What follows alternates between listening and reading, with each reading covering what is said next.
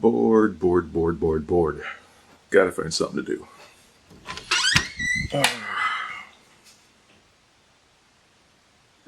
Nope. Not cleaning that today. Nope. Yeah. Too early in the day for that. Well. Yeah, that'll be okay for another week or so. Oh, that's not safe. Where'd I put that cover? Oh, there we go. Yep, that should do. How about over here? Inverters, computer crap. Ooh, here we go. Here's a 10 amp, 150 volt power supply. I'd like to get that running someday, but it's at the bottom of the stack, so that's impossible. Here we go. This is a digital power meter. I've needed one of these for a long time. Let's get this thing running.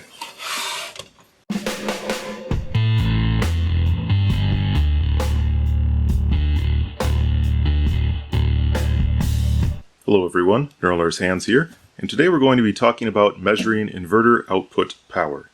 And that sounds pretty simple.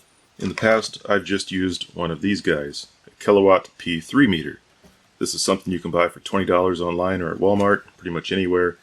And it isn't very scientific, but I believe it is pretty accurate. I don't exactly know that though. I've always wanted a better way to measure output power, and I do have other ways. I mean, I can connect this RMS clamp meter up to something. I can measure the voltage with a voltmeter like this, but that assumes a power factor of 1.0, which is basically never true, especially on a modified sine wave inverter. So really the best solution here is to get a scientific instrument that measures power. I managed to pick this thing up a year or two ago on Surplus.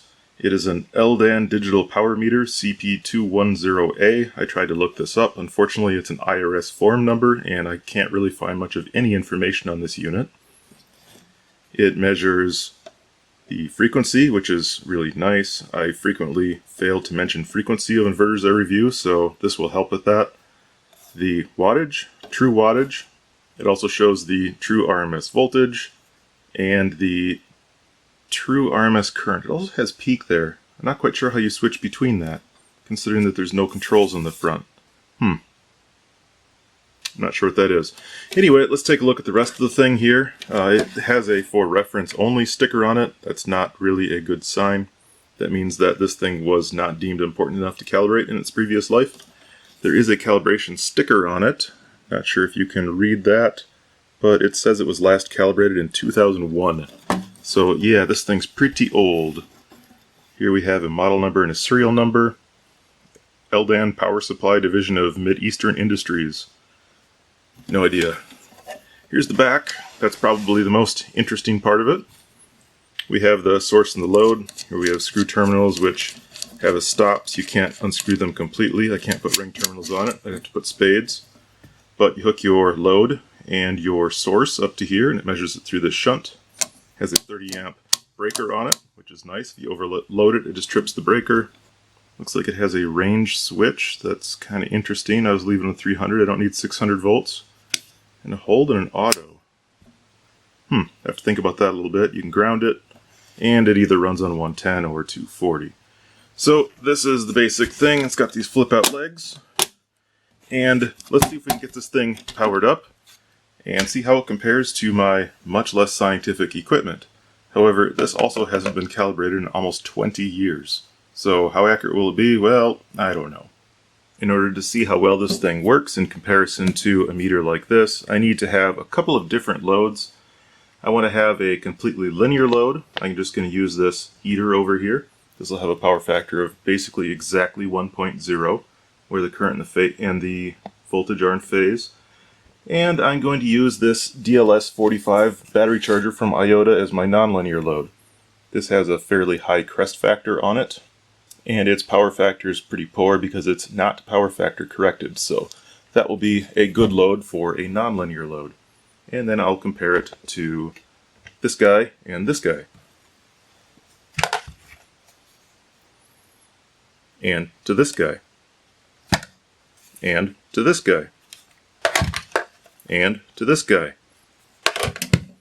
and to this guy. And when it comes to the linear load, I can compare it to, on the current side, this current clamp that I've always used, or this current clamp which I have and have never used. And on the voltage side, I can use my RMS volt multimeter here that I've always used. And I also have this one that's not RMS, but it'll be good for a perfect sine wave. And this guy here also does voltage, so I can use this as well. I have many other voltage meters, but none of them are as high quality as these, so I'll just stick with this stack of crap. Now, why am I going through all of this garbage here instead of just using one meter? Well, it's because I don't really have a calibrated reference to go on. I don't know which of these are in calibration and which aren't. I could take them to a location where they do calibration, or find a meter that I know has proper calibration under all circumstances that I'm going to use it on. But instead I'm going to take this from the approach of a home jobber that just has some equipment laying around. They don't really know how accurate anything is. And we're going to go through all of these and see about where the midpoint is, because if any of these drifted, they probably drift randomly. And if we go with the midpoint of all of these measurements, we'll see about how accurate it is. Of interest to some of my viewers at least, historically I've used this multimeter for voltage on the DC side, this clamp meter for current on the DC side, and this video isn't covering the DC side accuracy. And for output, I've used whichever one of these has the lowest, this one I guess, has the lowest serial number. I've used this one on the output side to measure power. I know that this super meter here, I bought this because it has battery backup, but this is not very accurate on non-perfect waveforms, so really it's only useful for utility power. These do pretty well with weird crest factors and weird modified sine wave inverters and such, and they appear pretty accurate. So I believe I'm within 1% or 2 given the setup that I've used, but let's see here how this meter here that I've been using compares to the rest, and see how it compares to this more scientific equipment that hasn't been calibrated in 20 years. In fact, I don't even know if it works, and if it doesn't, this video will be a bust, but let's get started. The second thing I need is a power source that is a pure sine wave. I'm just going to use my wall socket. And I need a waveform that is crappy, so I'm going to use a modified sine wave inverter, because that is crappy. And because this guy has the honor of being on top of the pile, I will just use this one. I do keep everything organized. The things that were used most recently are on top of the pile, so it's quite organized that way. At least that's what I tell people. I suppose step one would be to plug this thing in and see what even happens. It's very possible it hasn't been plugged in 20 years at this point. So power switch off, and let's make sure the back is okay. Auto hold, not sure what that means. And this cord here is plugged into the wall, so it's set at 115 volts. I'll plug it in and see what happens. It'd probably be a good idea to plug this in through a variable transformer to start the voltage low to reform the capacitors, but I'm just going to go for broke and plug it in. I won't touch the metal cases I do, just in case something bad happens. Nothing bad is happening. It's a very good sign. Let's see if anything bad happens when I flip the power switch.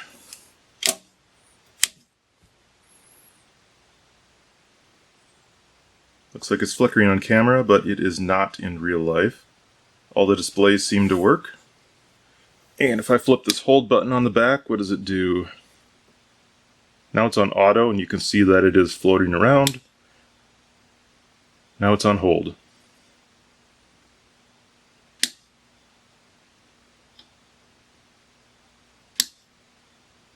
Doesn't appear to be a difference.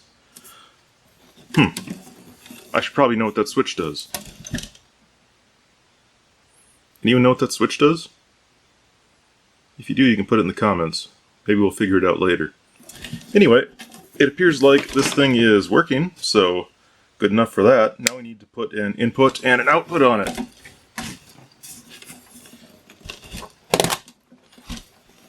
So we have the back here. We need to put something on here, something on here. For the input, I found this cord laying around. I don't know. I don't know if this is heavy enough. Do you think I need a heavier cord? But this is a 12 gauge stub of some sort of cord. I'm just going to put this on the source.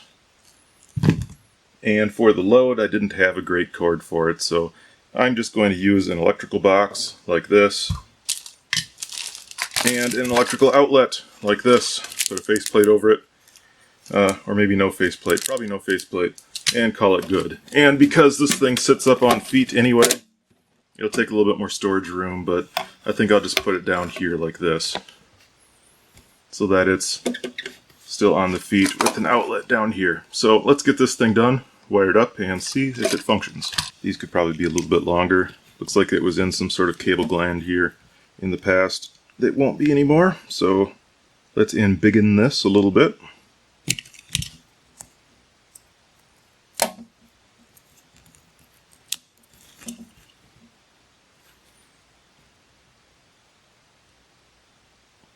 There we go. And I think we need to strip a little bit more than that off of these. Let's see, these are 12 gauge wires, but they're stranded, so I'll put it in the 10 gauge setting.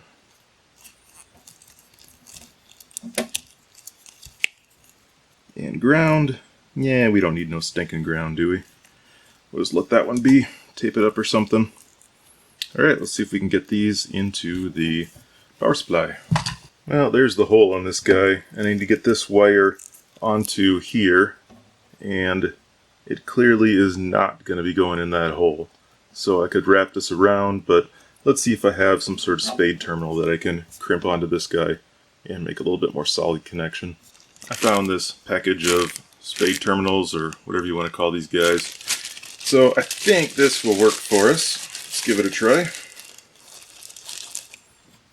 Alright, let's see.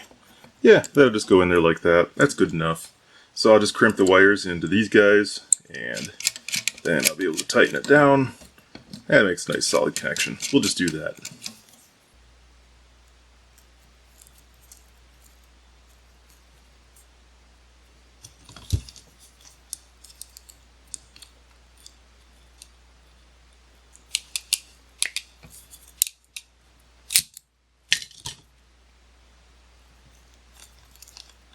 And number 2.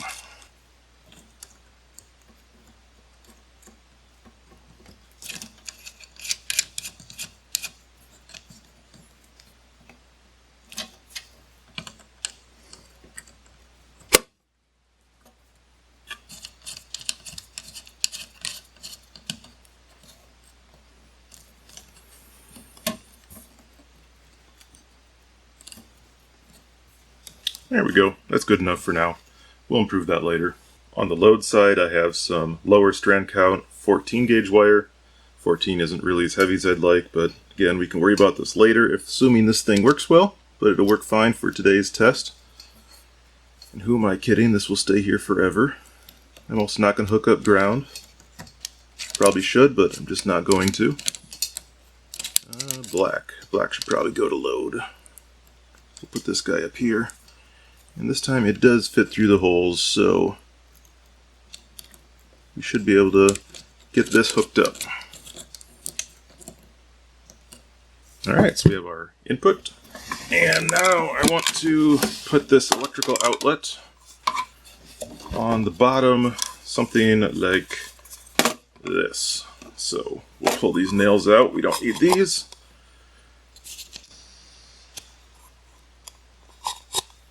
And put it right like that, so I can put my outlet in there. And then I'm just going to use this VHB tape, very high bond strength 3M tape, to just tape this on the bottom, and it should stay there forever or until I...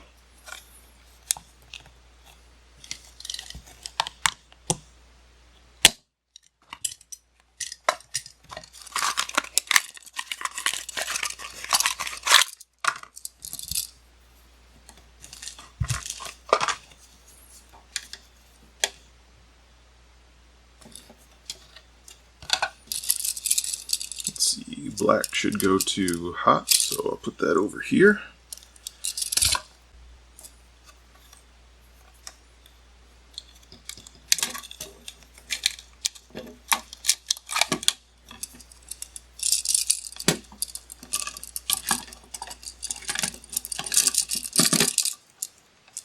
This is pretty oxidized copper in this wire. but hopefully it doesn't get too warm. We'll have to monitor that. I think once you smash it in these screws, it'll be fine.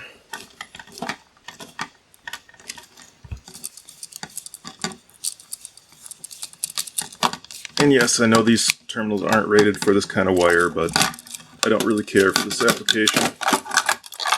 And I will just screw it into this box.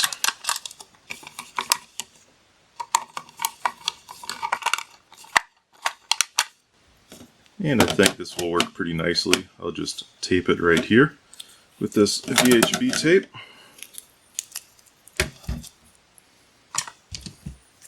A little bit goes a long ways with this stuff.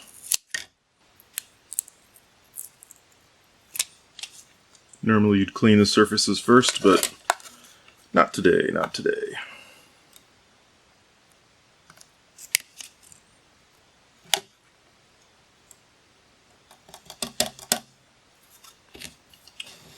Alright, let's tape this guy on.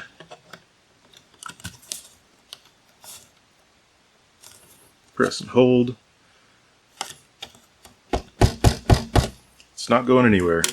Alright, don't need those feet anymore. And there is our new test supply. So let's just plug it into the wall now and see if it works. Alright, the first test of this guy. Let's see if it works. Should all be hooked up. That's still working. Now this plug comes directly from my wall socket, so we'll plug this guy in.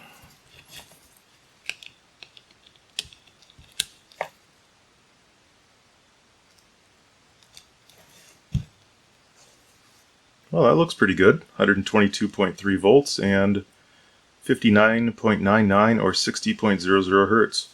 This thing appears to be almost nuts on when it comes to frequency. So let's see. This is my... Notice that this is partially melted here. I don't know if you can see that. There you go. This got a little hot apparently at some point during my testing. Anyway, let's see how this guy compares in terms of frequency and voltage. I do have the load switch on in the back.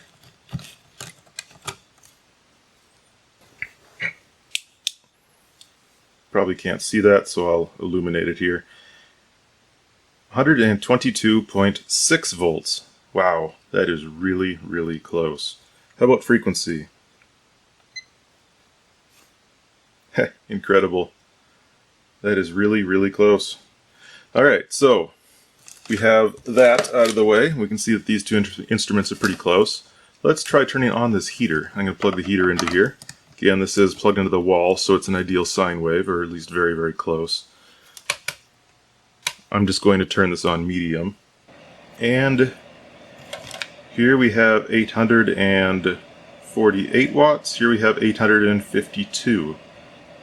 Wow, again, incredibly close. That is really good. Voltage. I'm really impressed right now. So 7.15 amps, 7.15 amps. This appears to match almost exactly this, and even though this hasn't been calibrated in a very long time, this is pretty expensive equipment, at least it was in 1980, probably when it was purchased. And these don't tend to go out of calibration by very quickly when you pay that much for equipment. So that's quite interesting.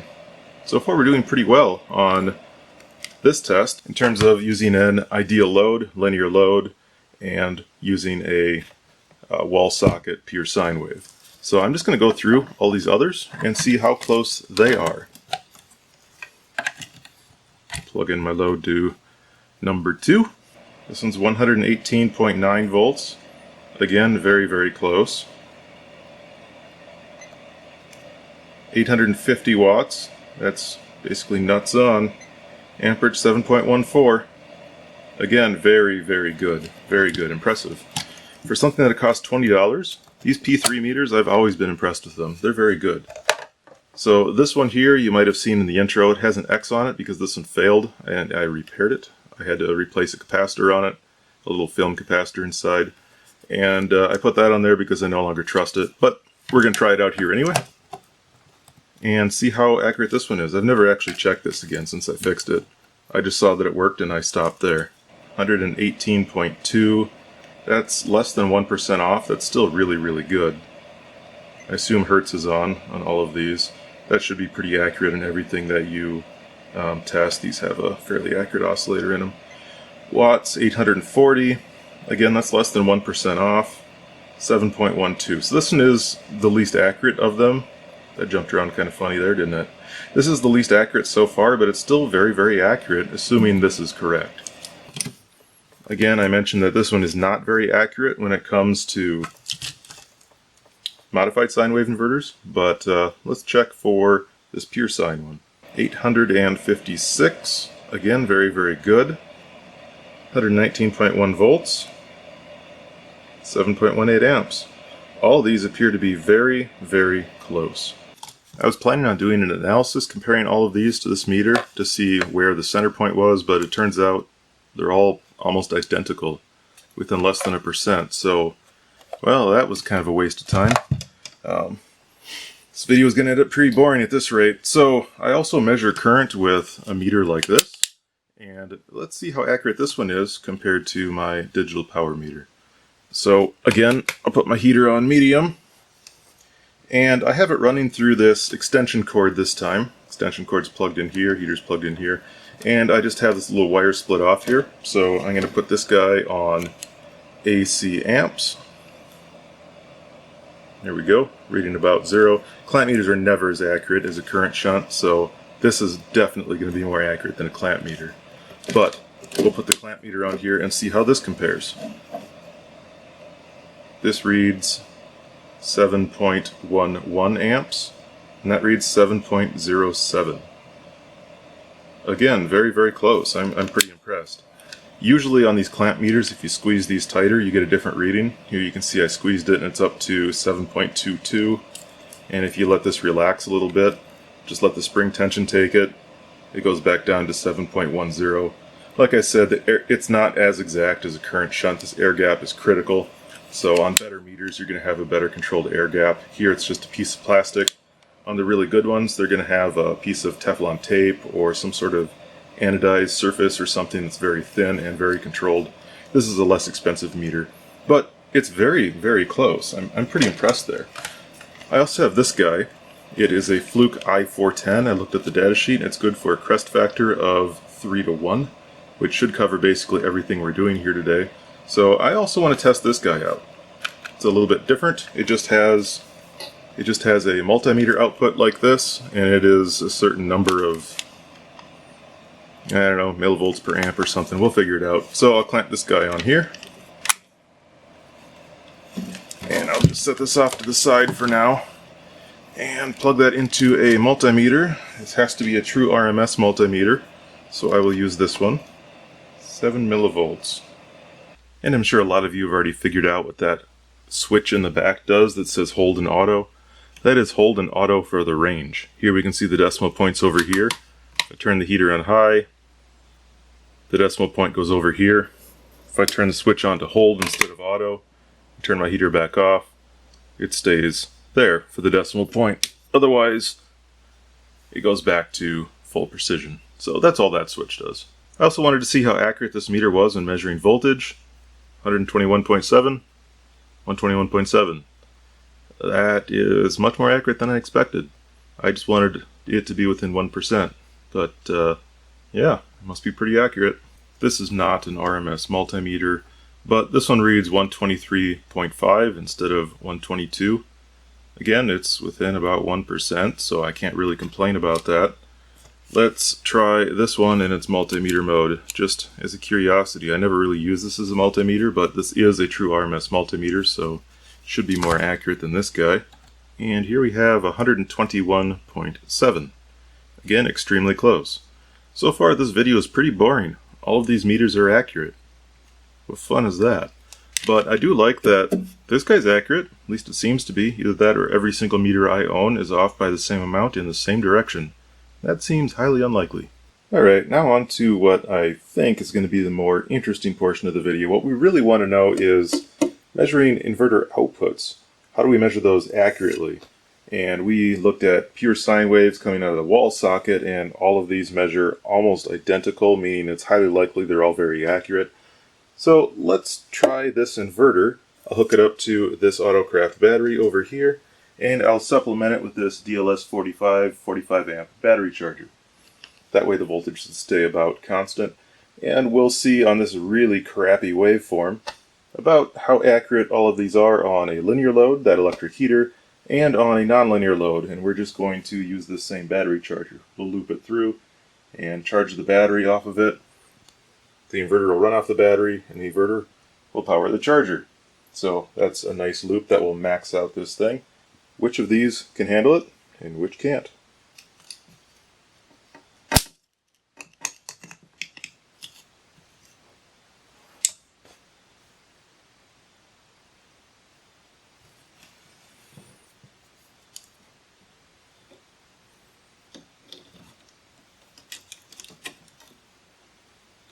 Looks like that's all running.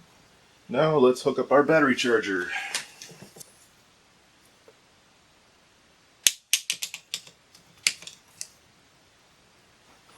And for now, we're just going to plug the charger into the wall. And out of curiosity, I just want to know how many amps we're charging the battery at. Make sure the battery's full. 4 amps and dropping. The inverter probably takes about 1 amp, so this battery's pretty full. So we have this running on our modified sine wave inverter off of a battery, plugged into a battery charger, and this time I have my Fluke harmonic power analyzer hooked up here so that we can see how terrible the waveform is. And we're going to go through all of our different power meters and see how they compare to this more scientific one and see if this time they're different. And first we're going to start with the linear load. So first of all, take a look at this power meter here. 45% harmonic distortion, 113 volts, that matches up very well. Here we have our P3 kilowatt meter, also 113 volts, is reading that quite well.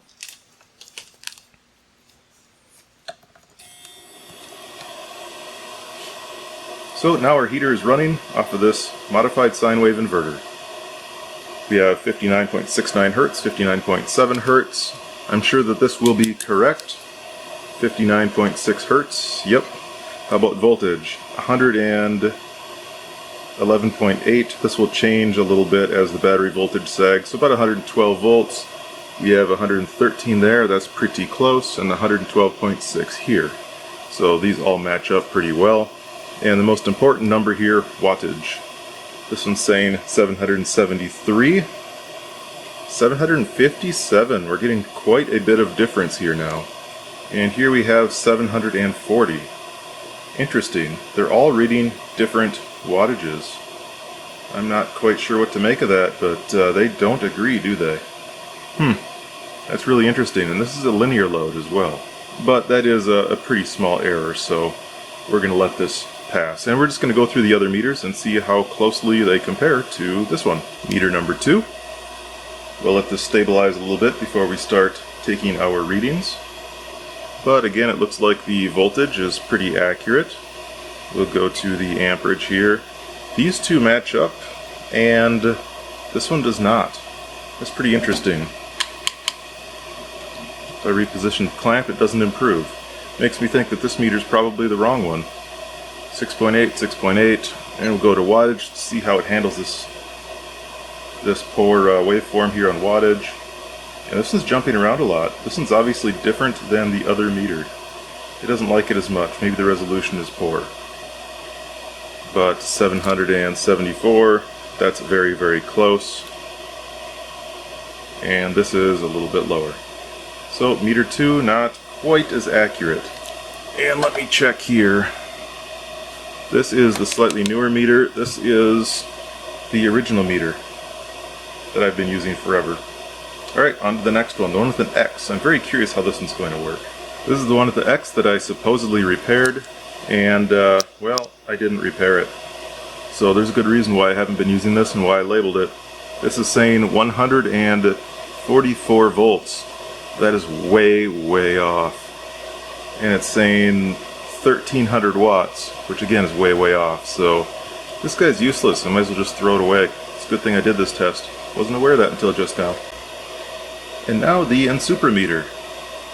So we have 771 watts showing there, 775 here. That's actually pretty close. I was expecting it to be off because I thought I remembered this one not being as accurate on modified sine. Maybe it's the load waveform. We'll see what happens when we get to the nonlinear charger waveform. 113 volts. That is correct. And 6.38 or 6.83 amps, which is also very, very close. So far we're pretty good. Let's switch to the battery charger now, the very nonlinear load, and go through this again and see how things compare. Alright, now for the real test. We have our modified sine wave inverter up here, powered by that battery. This battery charger is charging the battery, but the battery charger is being powered by the inverter through our power meters. So this is all just going to go in a big loop and waste power and do nothing useful. But what it will do is make sure that this battery charger is going to be taking its full load, charge as much as it possibly can, and we should get a pretty decent sized load on this whole thing to be able to test a nonlinear load on a modified sine wave inverter and go through all these meters and see how accurate they are. Alright, here we go.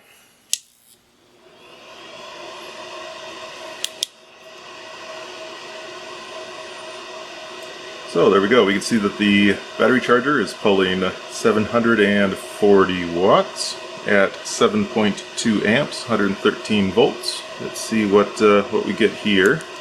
So our meter is saying 740 watts there and 734 watts here. That's actually pretty close. I'm kind of surprised. Let's go through the other meters and see how that compares. Alright, here we go. This is the original one again. Volt seems fine. Amps is a little off, but it's fairly close. Wattage 728 versus 744. So this is off by a little bit this time on this particular meter. And I'm curious, it says the power factor is 0.88, which is quite a bit better than I was expecting. So maybe this isn't a terrible power factor, but it's certainly not 1. Kilowatt P3 meter number 2. Voltage looks fine. Amperage is off a little bit. And the wattage is off a little bit. I'm very inclined to believe that this is more accurate. But they are reasonably close for what you're paying. And I'm not going to bother testing the one with an X on it because we already know that this one is bad. But there we go. So that's off by, what is that, 20 watts out of 750.